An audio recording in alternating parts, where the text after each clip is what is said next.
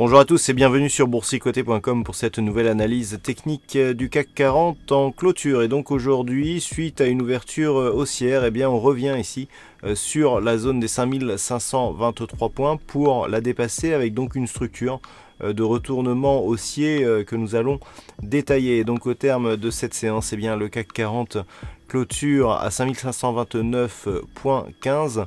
On regagne 0,87% avec presque 48 points gagnés par rapport au cours de clôture de la veille. Donc une configuration qui devient intéressante puisque après ici ce mouvement haussier qui avait provoqué une belle attaque ici sur la bande de Bollinger supérieure, on revient ici sur la moyenne mobile 20 exponentielle qui agit comme une zone de support et qui pour l'instant repropulse ici le CAC 40 vers ses récents points hauts significatifs. Je vous disais que en repassant au-delà des 5523, on pouvait remettre un petit biais positif donc sur l'évolution future du CAC 40, mais il faudra pour cela valider une rupture des 5567 points. Du point de vue des indicateurs, nous avons toujours un RSI qui est neutralisé. Attention au signal baissier ici confirmé sur le stochastique, une dynamique assez intéressante. Par contre, du point de vue du MACD, on se retourne puisque les histogrammes ici repassent en progression positive. Toutefois, on manque de conviction sur ce signal. C'est ce que l'on voit du point de vue des volumes qui sont légèrement inférieurs à la moyenne, ce qui n'est pas de très bon augure pour la suite. Du point de vue de la volatilité, on revient quasiment dans la moyenne.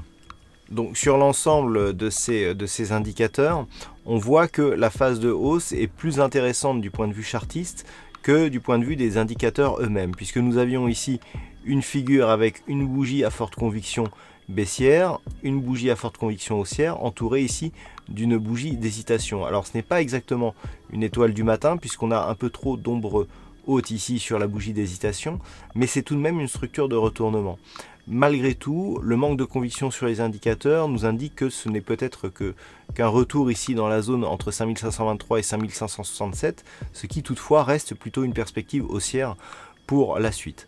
Avant d'aller plus loin, je vous propose une vue hebdomadaire des marchés, vue hebdomadaire qui nous indique que on a là aussi une attaque sur la bande de Bollinger supérieure, une moyenne mobile 20 qui agit bien ici comme zone de support et un retour ici sur la bande de Bollinger supérieure puisqu'il y a contact ici sur cette phase, mais une stabilisation sous les précédents points hauts significatifs des 5536,40, zone qui était ici le point haut donc de la dernière semaine d'octobre.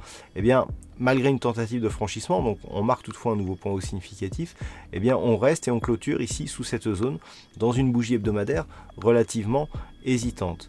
Du point de vue des indicateurs sur cette unité de temps, on a là aussi un RSI qui reste neutre, un stochastique qui reste haussier ici avec donc l'indicateur qui est en zone de surachat, accompagné du MACD qui souligne ici une dynamique plutôt haussière mais qui manque un petit peu de force. Du point de vue des volumes, on est haussier et plutôt légèrement au-dessus de la moyenne sur cette configuration, ainsi que la volatilité qui est légèrement au-dessus de la moyenne.